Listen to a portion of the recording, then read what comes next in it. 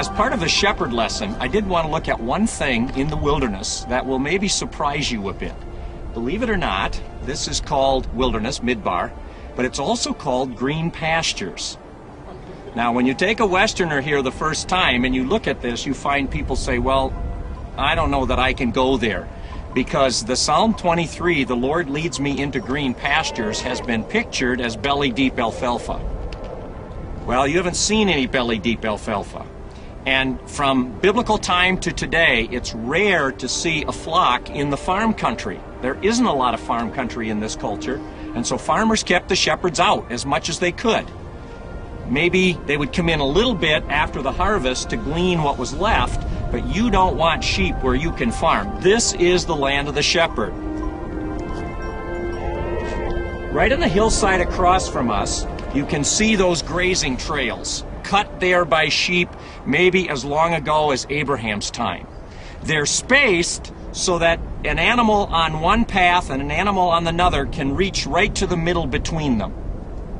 That determines the distance, so you can graze an entire hillside.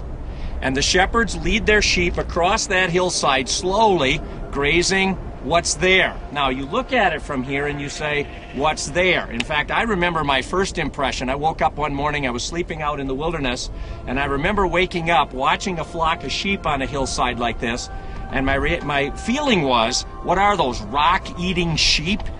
I mean, what do they eat? How can you call this green pastures? Well, the answer is, there's a small amount of moisture present here. They get a little bit of rain every year. Not much, but a little. Second, there is humidity in the air, especially in the evening breeze. Like right now, you can feel it coming from the west off the Mediterranean. There's moisture in the air. That moisture, combination of the rain and the humidity, condenses or drips along the edge of these rocks here. And if you notice, right around the rocks, almost always next to the rocks, you get little tufts of green. Get one a moment. That's what we refer to as the green pastures. So the shepherd looks for a hillside. That's exactly what she was doing. Look at that flock across from us there. Just stunning. Those two shepherd girls have found a hillside that either was exposed to the wind or had that small amount of rain.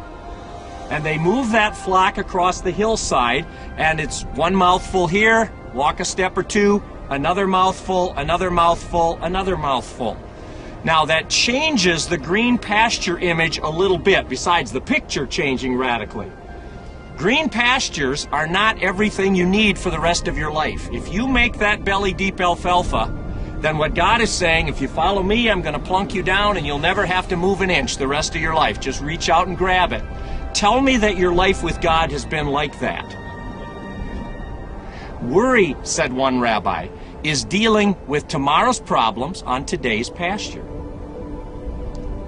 In the desert, you learn the shepherd will get you what you need for right now. 10 minutes from now, you trust the shepherd. Just enough.